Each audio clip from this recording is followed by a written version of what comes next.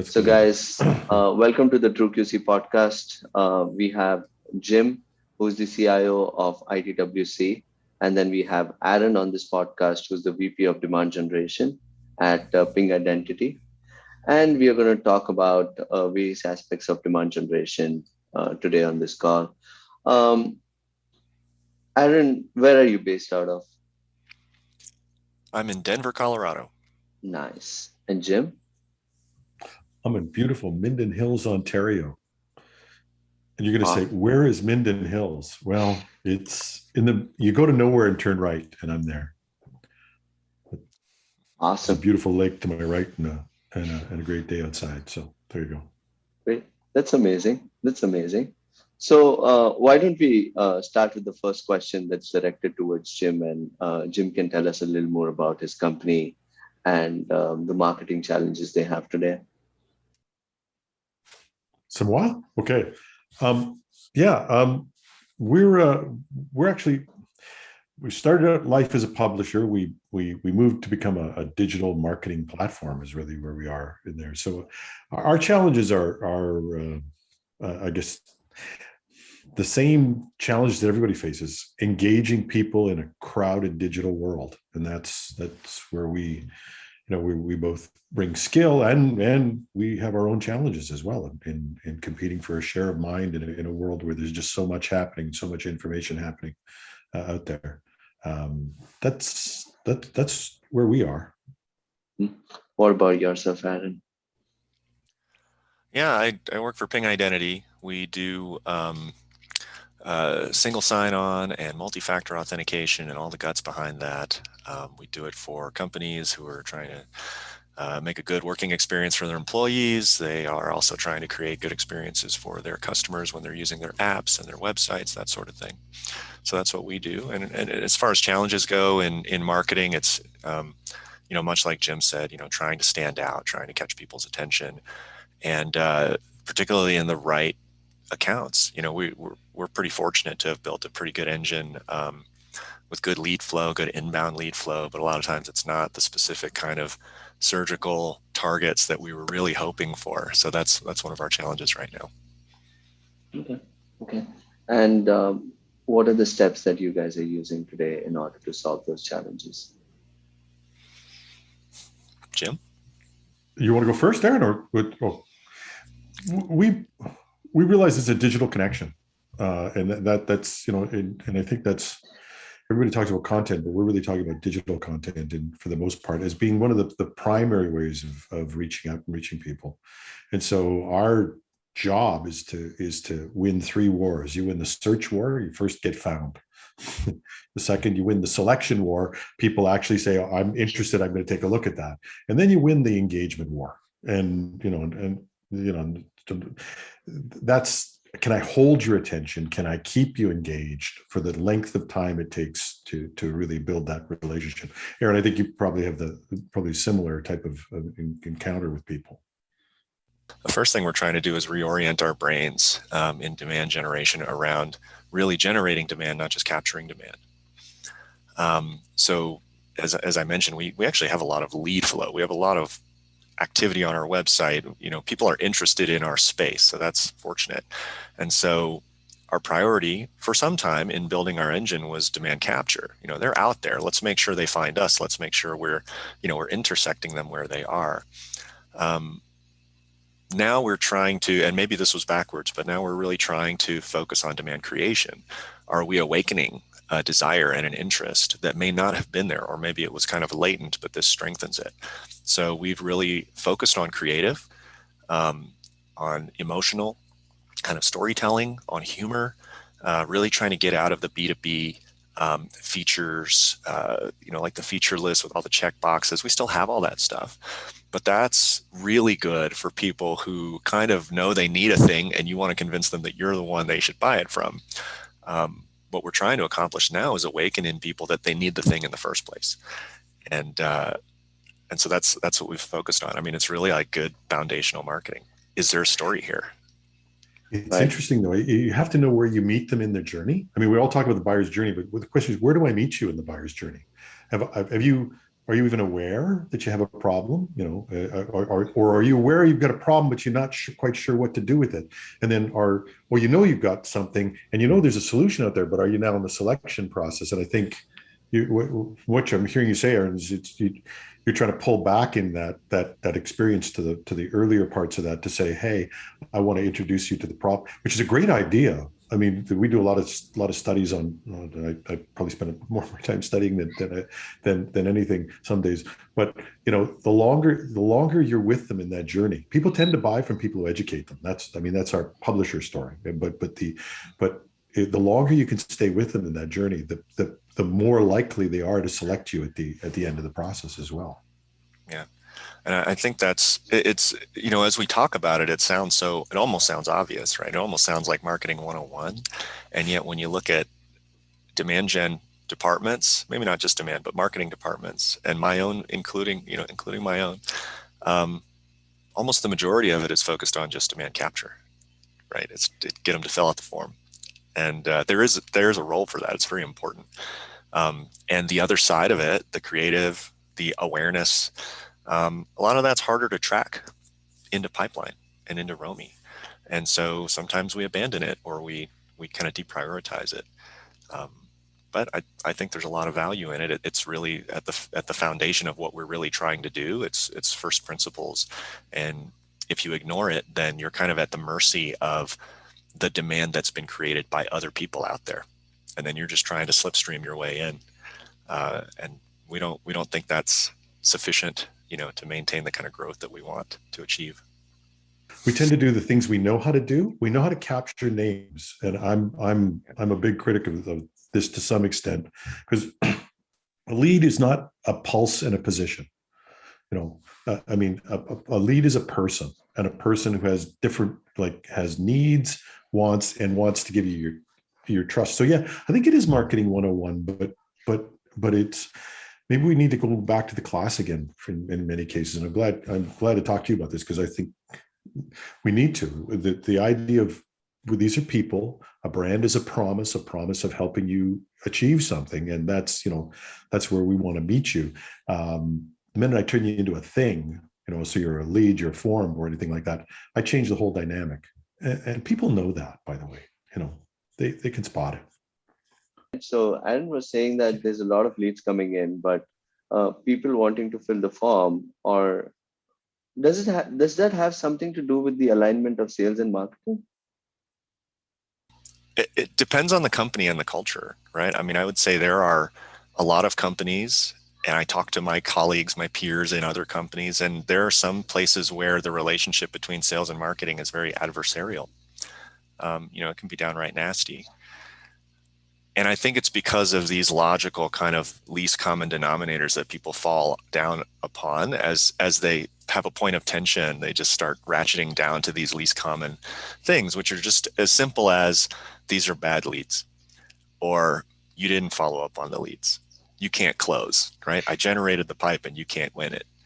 That stuff is so obvious that in a way you have to just get through that, get over that quickly.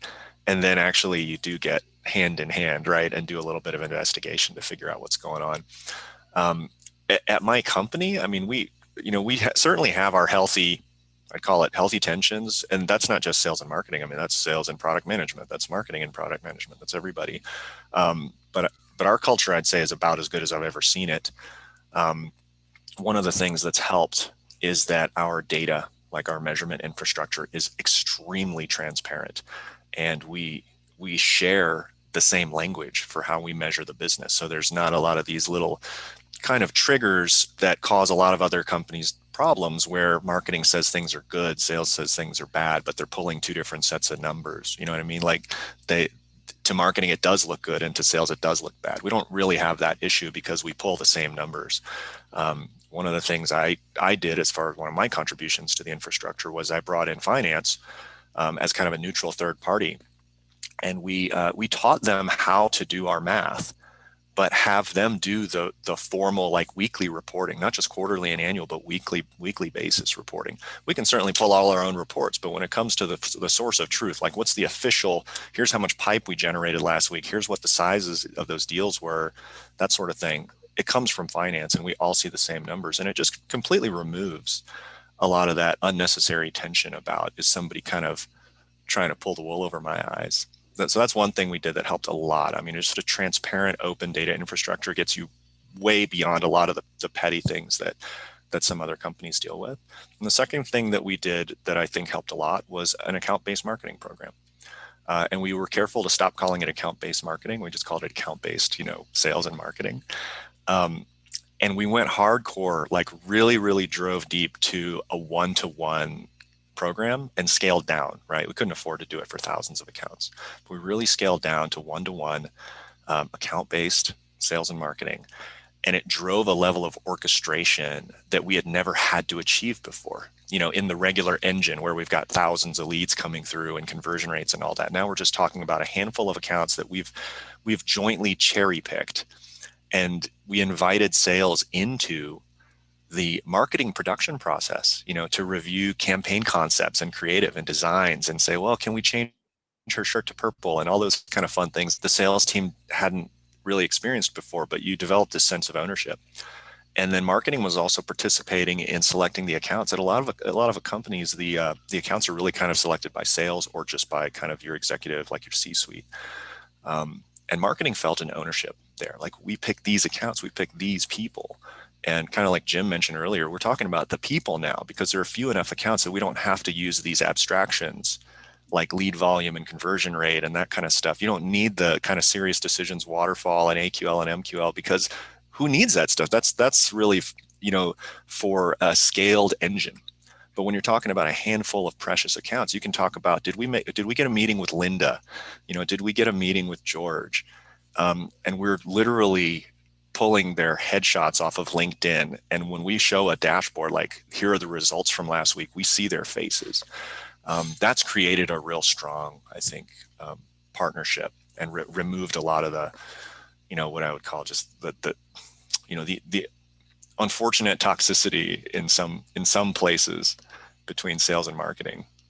That makes a lot of sense, right? Because I think that's very smart, right? To have a mediator, like a finance team, to look over sales and marketing and actually have the right data to see, okay, this is the team that's performing and this is the team that's not, which basically keeps everybody on their toes, right?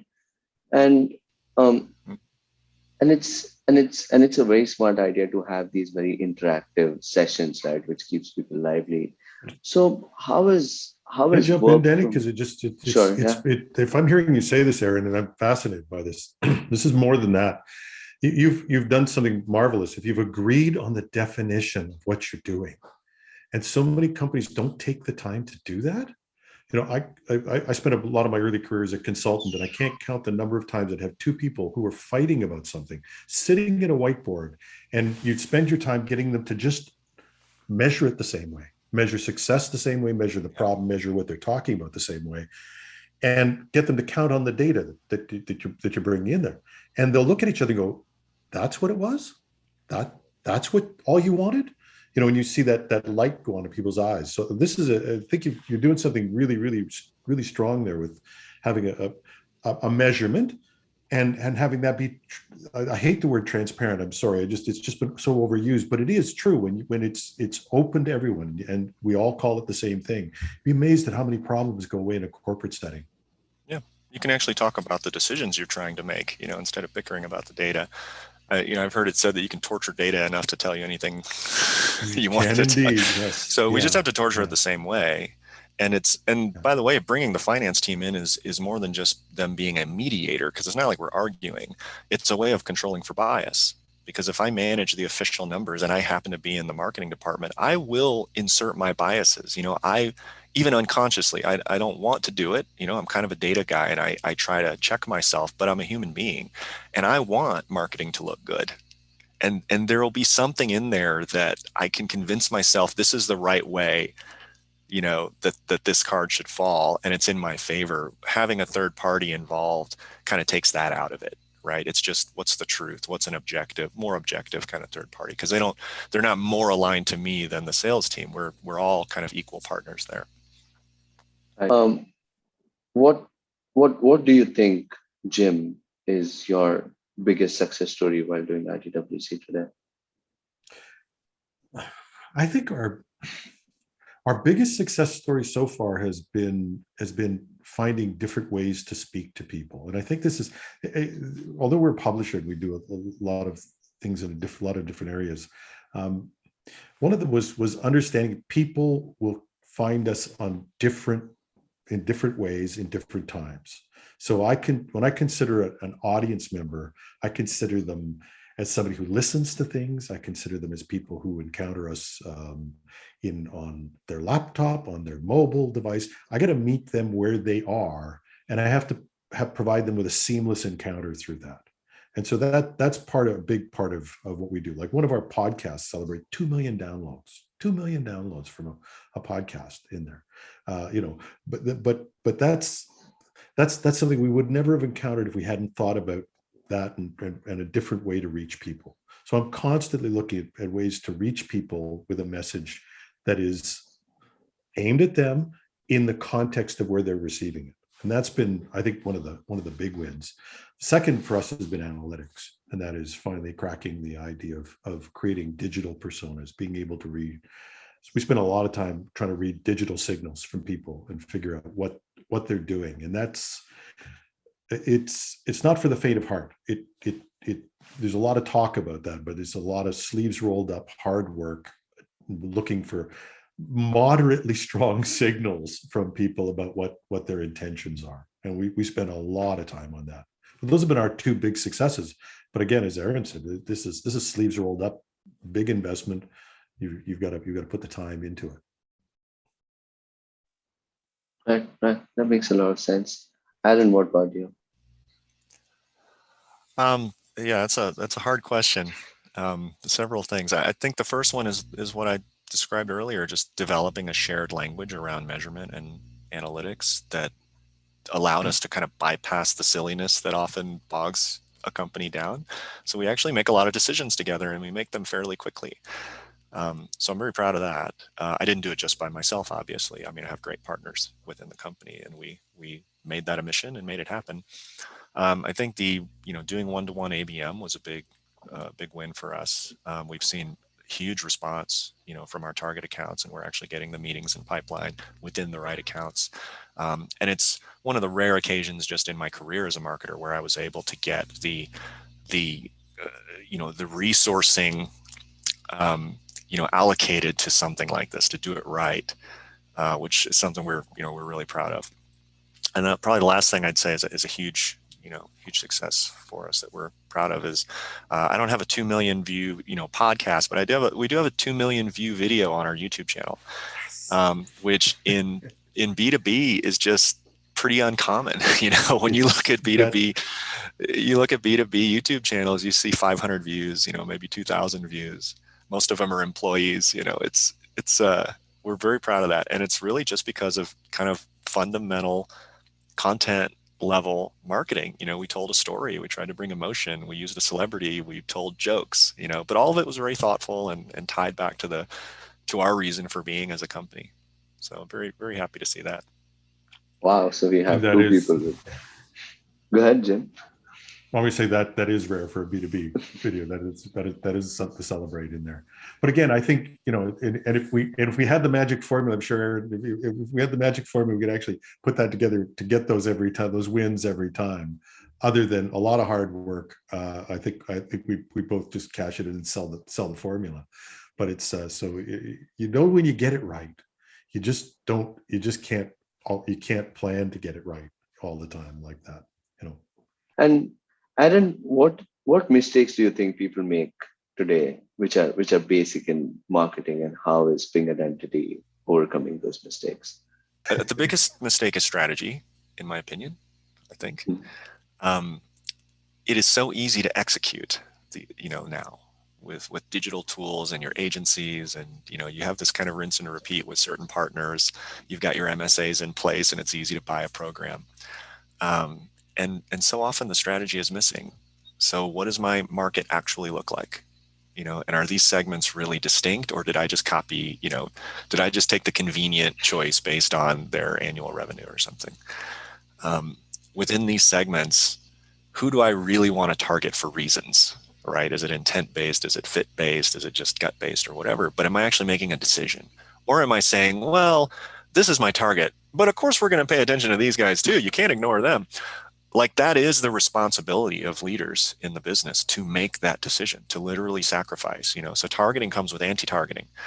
And at least as marketers go, I think that's segmentation and targeting is just the biggest gap in so many companies' practice and their infrastructure. They often don't have a way to do surveys and focus groups. They don't have a subscription such that they can pull secondary research and read it and learn about it to make these decisions. There's too much kind of, let's go with the gut feel of our leadership. Maybe product management had a recent interaction with a customer and they said, I want this feature, so that must be what the market wants. That kind of thing is anecdotal. It's not really data. It doesn't allow you to make good decisions that are then going to drive millions of dollars of program investment and thousands of people's, livelihoods are depending on the success of this thing. That's not a responsible way to do it. So often you jump straight to positioning, creating content, and then executing it. Let's get to that event. Let's do a syndication deal. Let's whatever. So that would be my suggestion is really everybody stop, back up, make sure you actually have strategy in place, because then all the doing, those are the things that come more naturally to us. Right. And I'll follow on to that, the idea of and I think it's a natural segue from that is it's not about you. And that's the one thing people have to realize. It has nothing to do with you. Because we run a marketing agency as well as a publisher, I spend a lot of time looking at people saying, people don't care about your product. They don't care about your mission. They don't care about anything. They care about themselves and their own personal problems. That doesn't make them bad people. That makes them good customers. And when we care about them and what they want, what they're trying to do, and that becomes evident, then you succeed. And I think, so many times, and I've heard this, people will tell me all the great things they do, and I have no idea why I care. But when they talk to me about the issues that we have, or the questions we're trying to solve, or all those things, I'm engaged. And I think that's a natural human reaction that people have. And it involves being present as a person with someone and understanding them and taking from that point of view. And human beings are reciprocal, by the way. This is our nature. When you give to me, I want to give to you. When you come to me and you take, then that's it. I mean, a friend of mine describes them as A friends and B friends. We've all got A friends and B friends. A friends are, you forget. I'll tell you what a B friend is, and you'll know what an A friend is. A B friend is that person who calls you every time they call. They want something. They want something. Somebody calls you. They want a reference. They want this. They want that. They want a favor. An A friend. Who's an A friend? The A friends. You pick up the phone and it could be a joke. It could be just a hello, but they're going to say something that's going to make your day. And marketers, salespeople have to become A friends. And I think that's our biggest challenge, especially in a crowded world. When we have deadlines, we have quotas, we have things we have to sell. But if we go out there with what David Maister, this famous consulting guru, said, called commission breath. If that's how you meet your customer, that's how they're going to treat you. And it's a wonderful opportunity to take that strategy and engage with people as on the basis of what they need. That's, I think, our number one mistake in marketing and our number one opportunity. I agree to that. And I think apart from people, there's a lot to do with AI and analytics and all these different tools that we use, right, in order to make us successful. Jim, what are you guys doing in that space in order to make your customers successful? Oh, we created this thing called a digital persona, and that was based on people, but and understanding both the language, the approach, the needs, and all of the varieties of things that they need. But we spent a lot of time building that ability to get that with minor signals. And this, I think, what people don't realize, because I think they have this. We talk about big data. There's all this big data out there. The big data there's a lot of noise. there's small data that's valuable, and that's the small interesting things that people have. And and so with all of the volume of data, when you actually pare it down and say, what do I have here that I can actually will cause me to do something differently, will cause me to understand differently, will cause me to take a different action, that then big data becomes small data really quickly. And it becomes inexact. In other words, you're spending a lot of time on probabilities of things happening. I dragged my crew in one time and I said, if they can, with the Cambridge Analytica thing came, I said, if they can tell me how somebody votes by what they liked in here, we can tell them what somebody's interested in by a signal. We just have to find the signal. And that's taken a lot of work, but it can be done.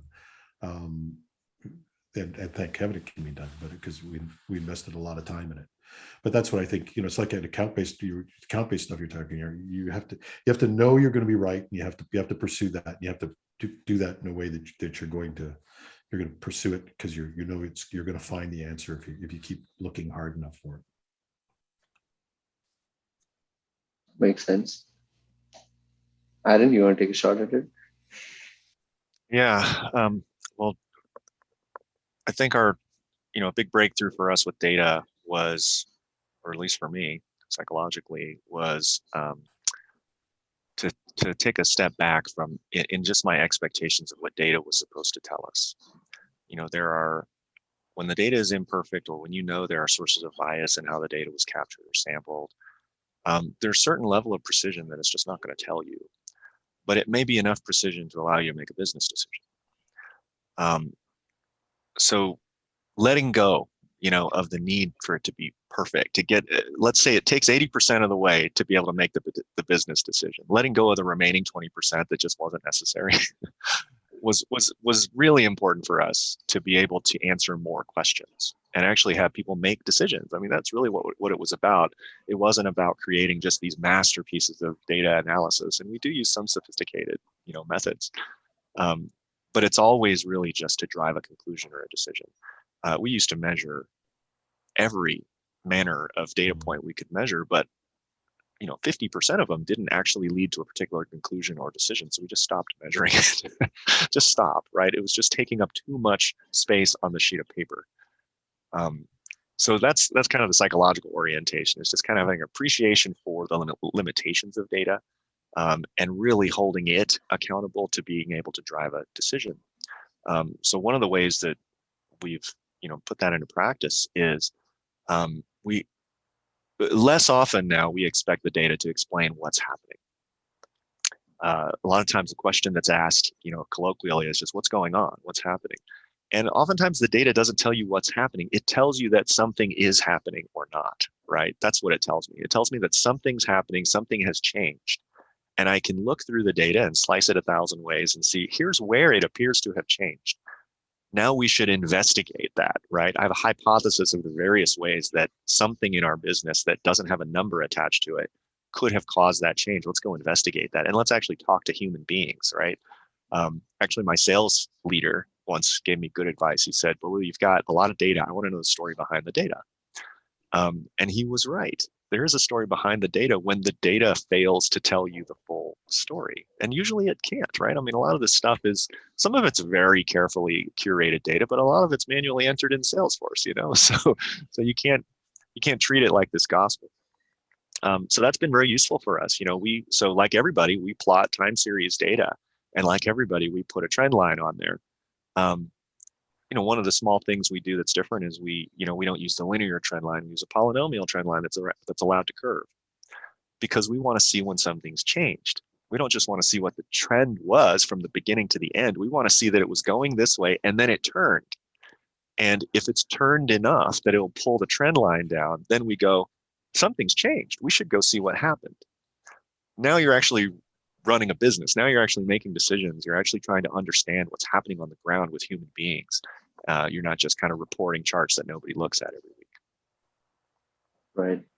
And how are you measuring the quality of that data today? Well, I don't know that we measure the quality of our data. We're in an endless drive to improve the quality of our data. And it depends on what kind of data we're talking about. There are certain expectations of quality. So if we're talking about like Contact data, there's only a certain percent accuracy we expect, and we set our expectations accordingly. That I'm not sure exactly how else to explore that question. I mean, it's just too big a question. I mean, I live and breathe that space, right? So we know that the difference between 99.9% and 99.99 is 100%, right? And that can make a lot of difference on the bottom line. Jim, how are you guys measuring data? Well, I think again, it goes down to getting the vital few, and I think Aaron said it best. Get to the vital few things that you have to get right, and focus on those, because focusing on the quality, because if in the AI space in general, just anywhere, people will tell you, the data is absolutely the thing. You can't, if you're using machine learning, or you're using any form of discovery, if you discover from bad data, you're going to discover bad things. That's the theory of it. But there's a number of things that will help you find a direction. So I no longer care if something's true. I care if it works. And that's really what I'm going to, and I think I might be looking for the same things you're looking for, Aaron. Tell me something I don't know. Tell me something that's going to help me investigate. Tell me something that's going to move me forward. The rest of it's noise. And if I spend all my time cleaning up the noise, I can do that. I can make a perfect world. But if I focus on the things, once you find the things that are important and focus on those, and then it's not necessarily that, again, perfection. There's a story from a great book. Douglas Hubbard wrote a book about measurement. I give Doug a shout out whenever I can. He said, if you want to find out bricks, for instance, if you make bricks and you want to find out how many of those are actually going to break under pressure, there's only one way to do it. And that's put every brick under pressure and break them all. In other words, you have to destroy all your bricks to find out the exact number that are right or wrong in there. And you can't do that.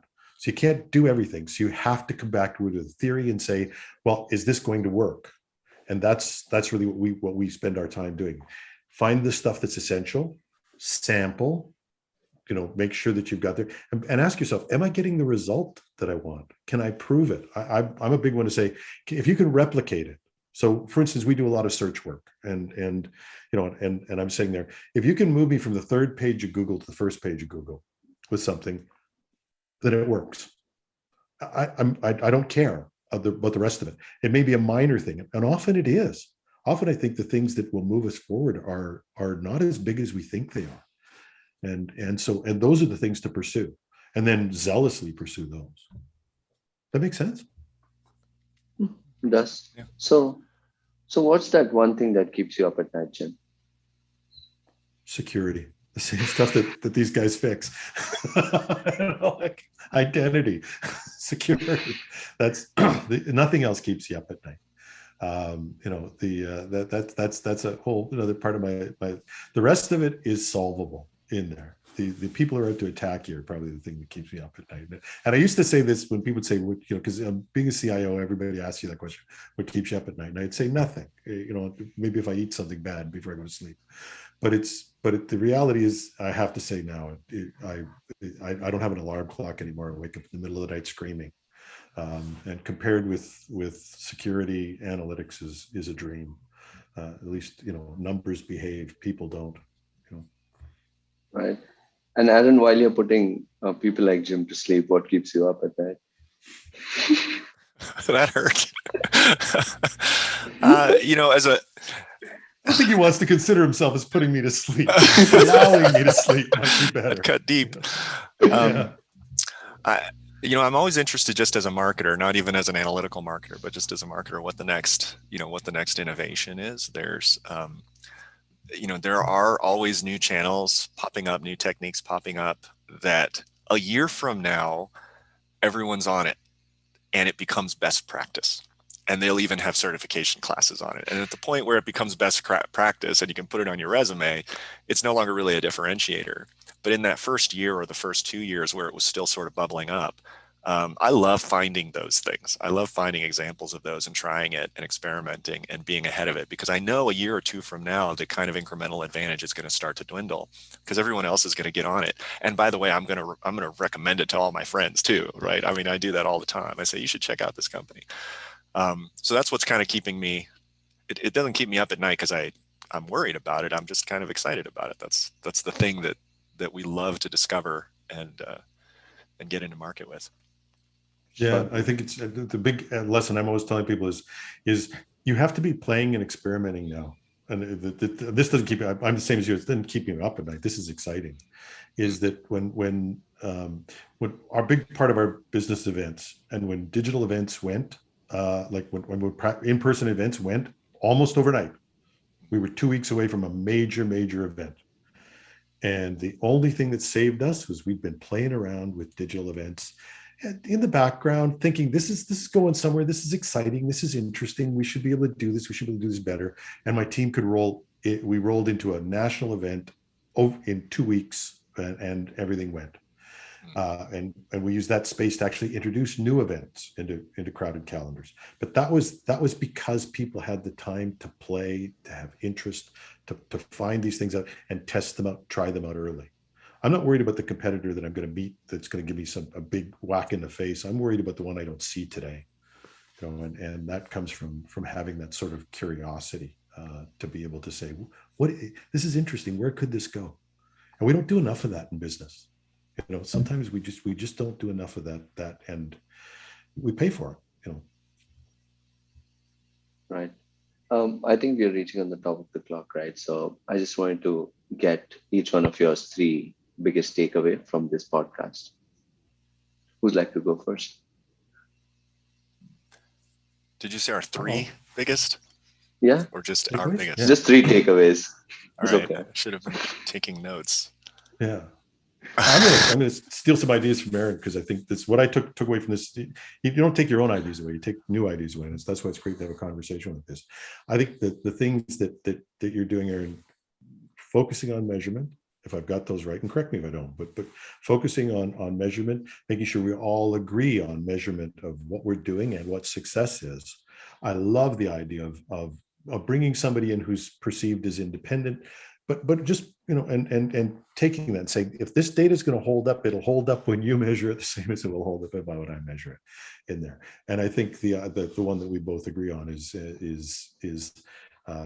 get out there, get interested, find these things early, have some time to be delighted by stuff. Don't focus on what keeps you up at night. Focus on what keeps you awake during the day. Those are great. I think takeaways from this conversation. I hope these are worthy takeaways. I think ABM, there's something there. If you scale down and really, really make sure you do it, like do the real thing. Don't let yourself get watered down. It can be really exciting. It can be really fun to see the success there. Kind of related to it, a takeaway would be that there are actually human beings out there that you're marketing to. Never forget that. They're not just lead counts and conversion rates. Those lead counts and conversion rates and those things are artifacts of managing a scaled system, a large scale system, but they are not the thing. They're not the thing. So remember what the thing is.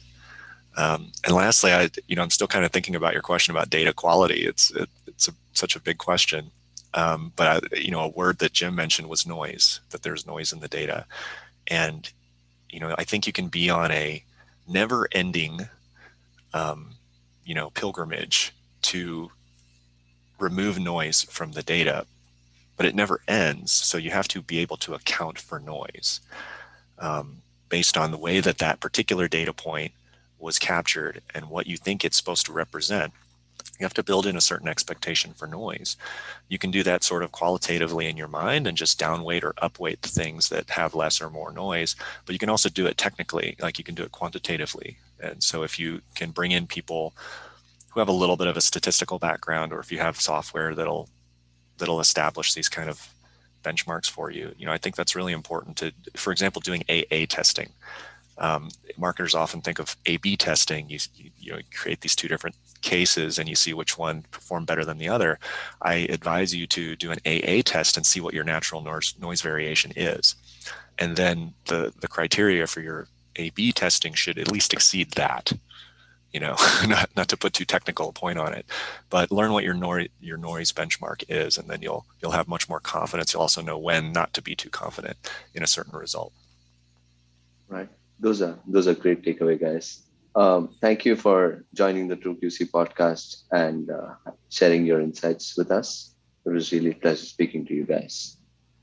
And great. Thanks for introducing us. Great to meet you, Aaron. It was fabulous conversation. Thank you very much. Yeah, Danny, thank you for having me.